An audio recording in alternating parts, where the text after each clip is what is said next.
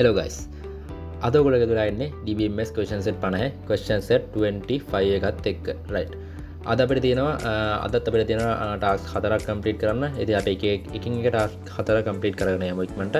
ඉතින් අද අපිට චුට්ටක් අලුත් කතාවක් තියෙනවා කතා කරන්න. ඉතින් පටන් ගන්න ඉතින් ඉතින් පොඩ්ඩක් අවධානයෙන් මේක දිහා අහගෙන ඉන්න. එතකොට ආර මේක ටක් ගාල් ලේසියෙන්ම අඳුර ගන්න පුළුවන්, අල්ල ගන්න පුළුවන් මේක.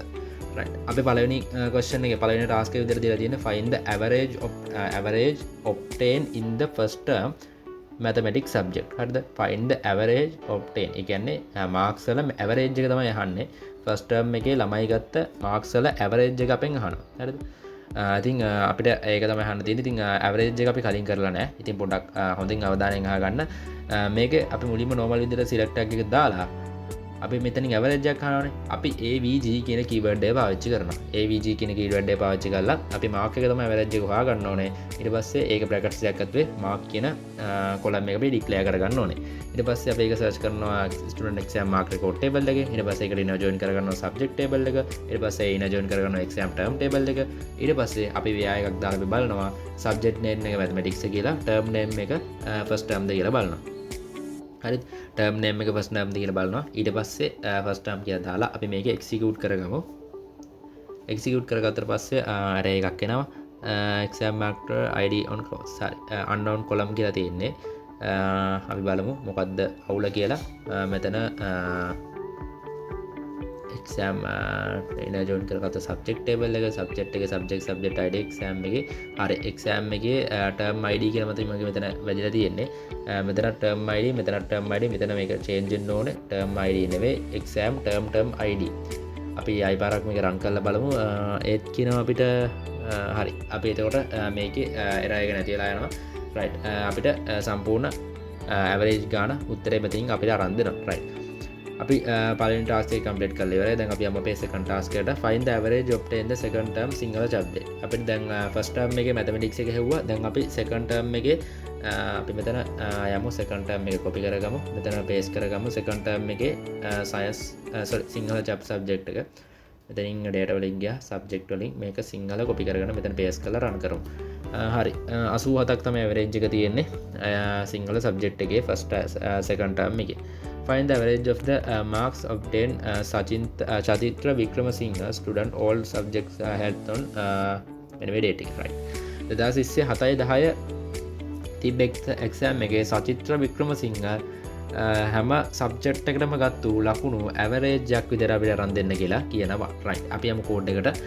ඉතින් මෙතනදී අපිට මුලින්ම මේ ඔක්කොම ටික අයින් කරන්න නැතුව අපි average mark එක කොහොමද තෙපේ එඳ මෙතන inner join කරගන්න මුලින්ම student table එකේ අපි student exam mark record table එකේ student index number එක සමානයි student table එකේ තියෙන index number එක. ඊට පස්සේ ඒකට inner join කරගන්න subject table එක. ඒකට inner join කරගන්න අපේ exam term table එක.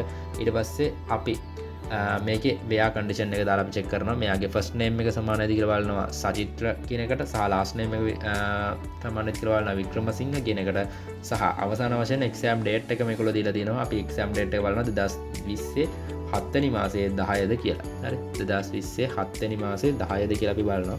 එතනින් මේක copy කරමු අපි. copy කරගෙන ගිහිල්ලා මේක මෙතන enter කරලා semicolon එක දාලා අපි මේක execute කරමු. right. මේක execute කරාට පස්සේ අපිට මෙන්න මේ වගේ result එකක් එයි. අනිවාර්යෙන්ම අපි මේක execute කරමු. මේක run කරගමුද? මේක run කරාට පස්සේ අපිට බලා ගන්න පුළුවන් 63.91 average mark එකක් එනවා. right. ඒ විදිහට අපි තුන්වෙනි question එකත් අපි task එකත් complete කරගත්තා. අපි හතරවෙනි task එකට යමු. arrange the mark obtained by all the students of grade 11A in the first term ascending order. හරි. අපිට කියනවා ක්ලාස් 11 එකේ ඉන්න ළමයි ෆස්ට් ටර්ම් එකේ ගත්තු ලකුණු ටික arrange කරන්න කියලා ascending order එකට. හරි. අපි මේක කරමු. අපි මේකේ average මෙතන මේ ටික අයින් කරගමු. පල්ලෙහා තියෙන ඒවා ටික අයින් කරගමු. ඊට පස්සේ search එක දාන්න ඕනේ. අපි from student එකෙන් අපිට කියනවා all student කියලා. ඊට පස්සේ inner join එකක් දාගන්නවා class එක. ඊට පස්සේ ඒකේ අපි සමානකම් කියන්න ඕන. සමාන columns ටික අපි මෙතන common columns ටික ඒකේ link වෙන columns ටික columns ටික මෙතන declare කරලා අපි මේකේ තව inner join එකක් දාගන්නවා student exam mark record table එක. ඊට පස්සේ අපි ආයෙ inner join කරගන්නවා exam term table එක. ඊට පස්සේ ආයෙ අපිට මෙතනින් subject එකක් මෙතන වෙනම කියලා නැති හින්දා අපිට subject table එක අවශ්‍ය වෙන්නේ නැහැ. ඊට පස්සේ අපි where clause එක දාලා class name එක බලනවා level නේද කියලා. ඊට පස්සේ term name එක බලනවා first term ද කියලා සහ අවසාන වශයෙන් බලනවා අවසාන වශයෙන් කියනවා order කරන්න කියලා මේක අපි ඉස්සෙල්ලා අපි මේක execute කරලා ඉමු. මේකේ results කිහිපයක් එන්න ඕන. නමුත් අපිට ආව එක රිසල්ට් එකයි මම හිතන්නේ අපේ කෝඩ් එකේ මොකක් හරි තැනක අවුලක් තියෙනවා. අපි ඒක චෙක් කරන්න ඕන. රයිට් හරි. අපි මෙතන ඇවරේජ් මාක් එක අරන් තියෙන්නේ. රයිට් මේක රන් කරාට පස්සේ අපිට බලා ගන්න පුළුවන් මෙන්න මේ විදිහට අපේ details ටිකත් එක්ක අපේ මාක්ස් ටික අපේ ගානට line by line එනවා. ඉතින් ඒක මට අත්තර මිස් වුණා. එතන මම ඒක දැක්ක ඇවරේජ් විදිහට.